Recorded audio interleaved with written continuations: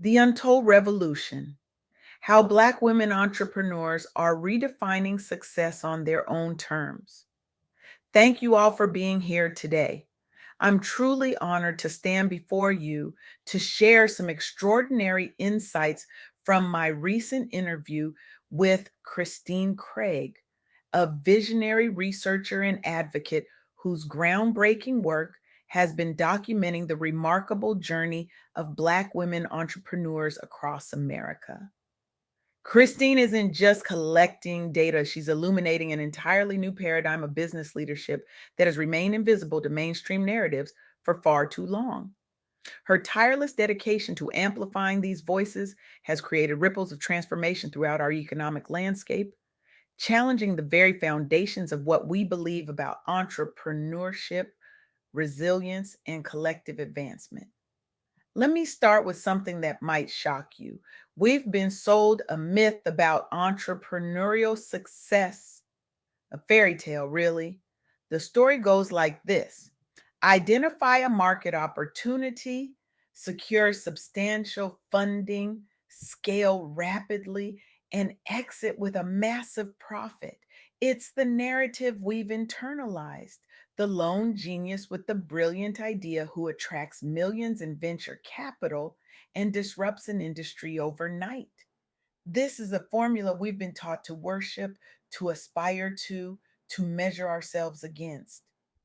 But what if I told you that one of the most powerful entrepreneurial movements in America today is flourishing despite being systematically denied access to that very formula?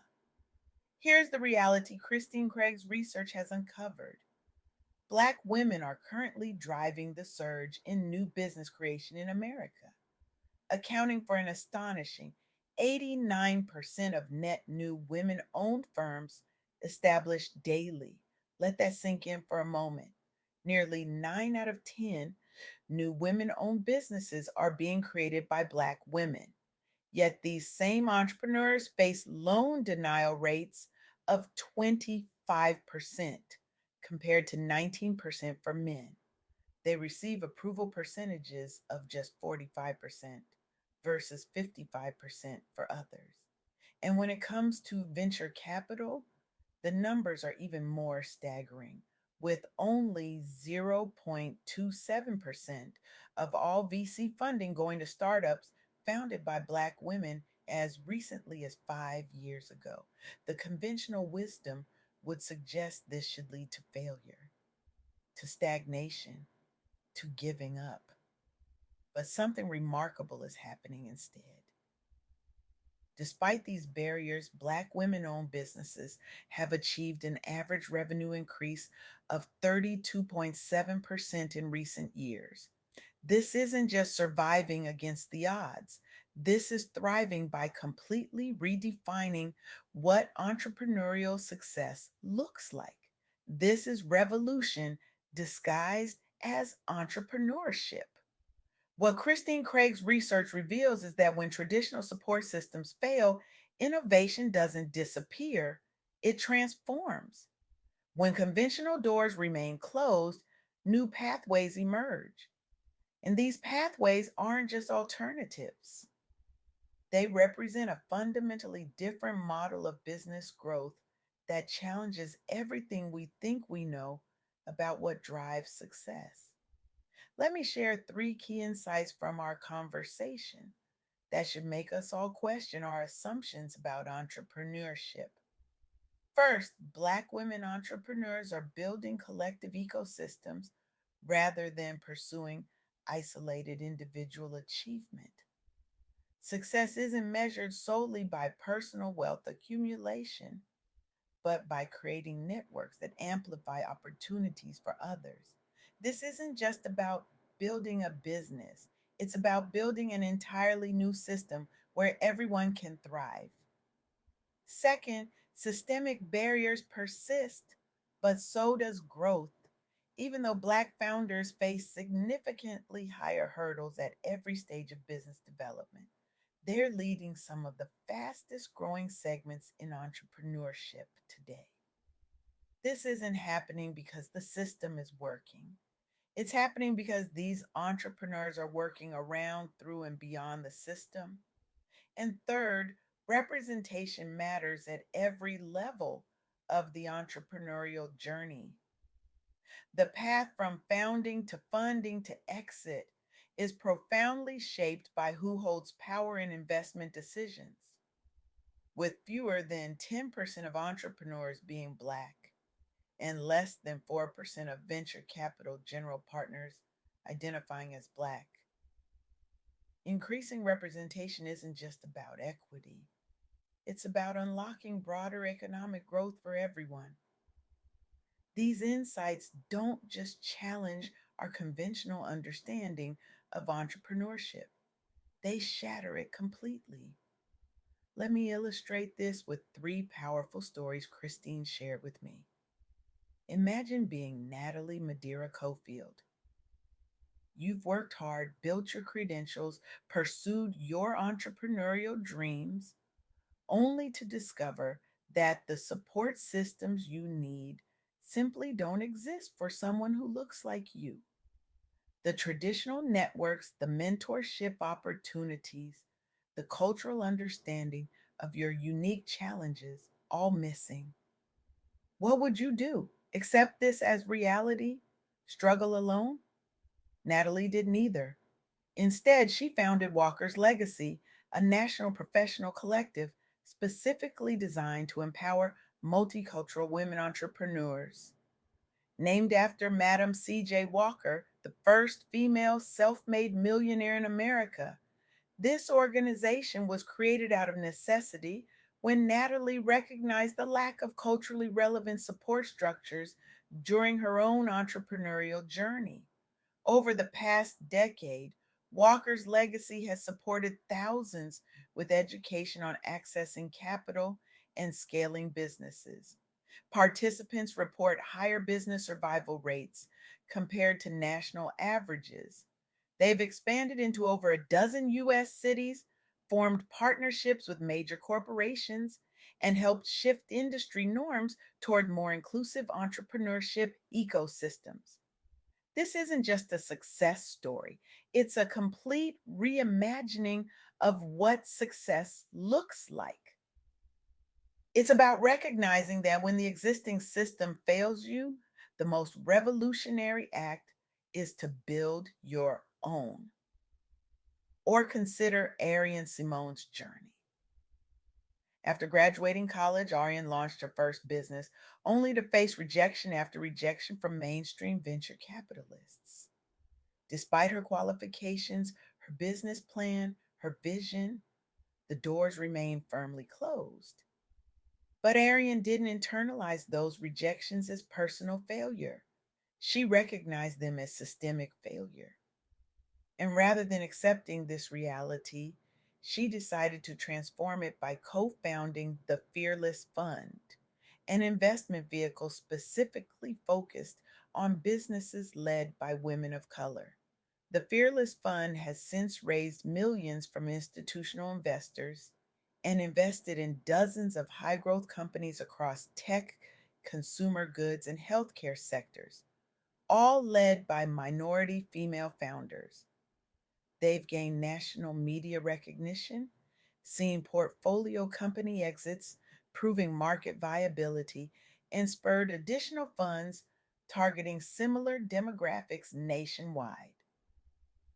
What's revolutionary about Arian's approach isn't just that she found a way around the system, it's that she's fundamentally changing the system itself, redirecting capital flows, and proving that investing in diverse founders isn't charity, it's smart business.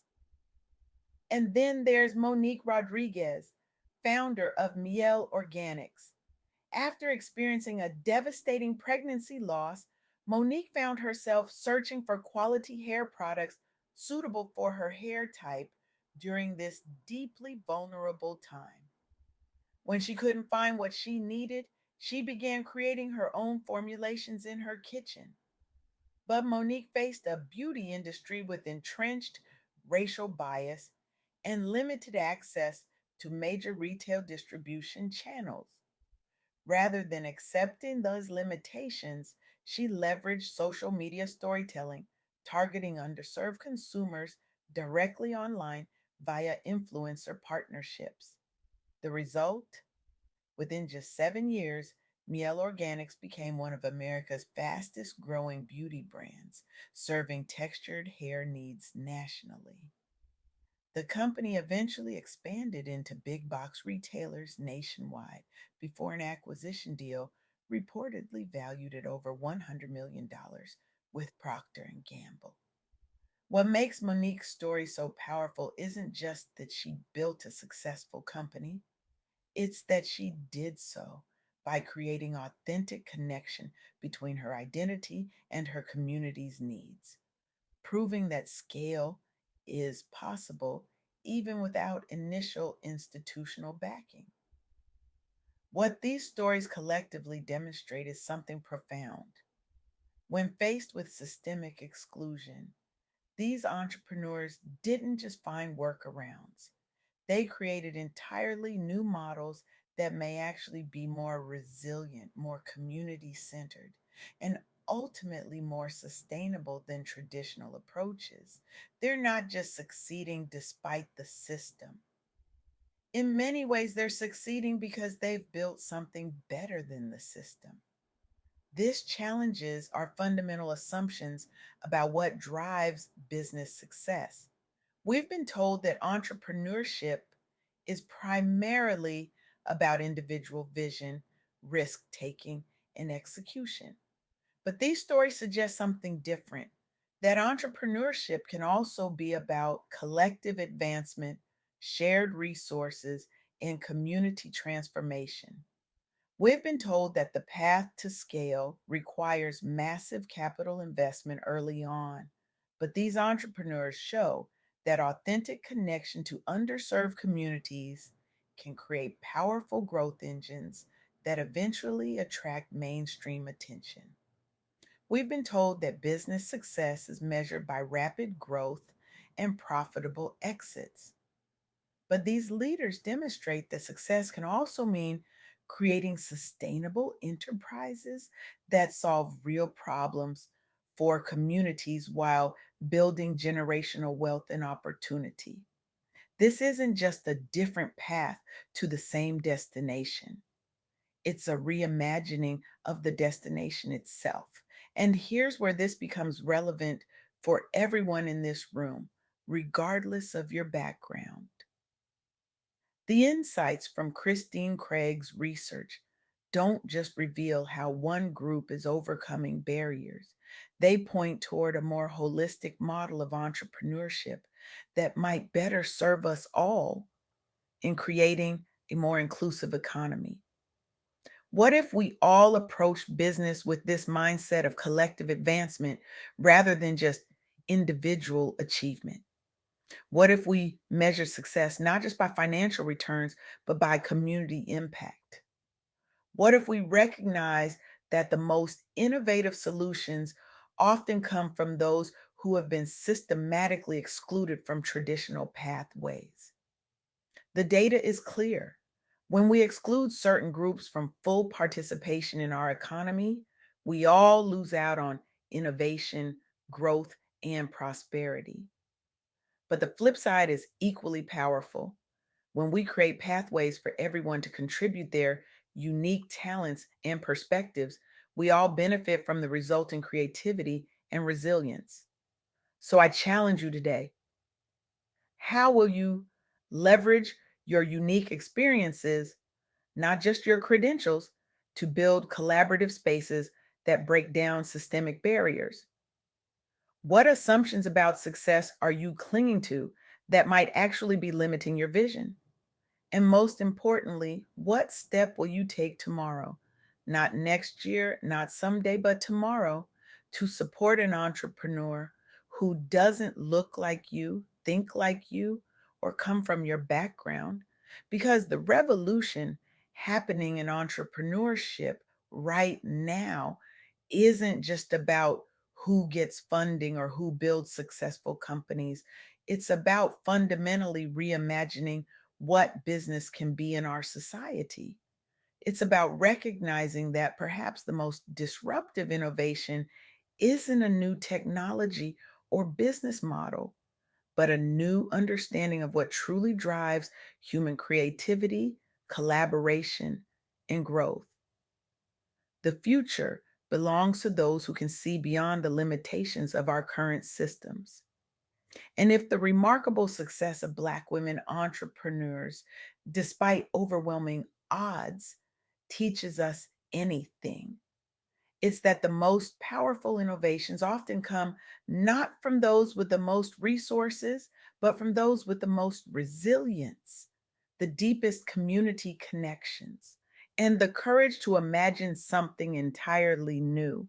The question isn't whether you'll be part of this revolution. The question is, which side of history will you be on? Thank you.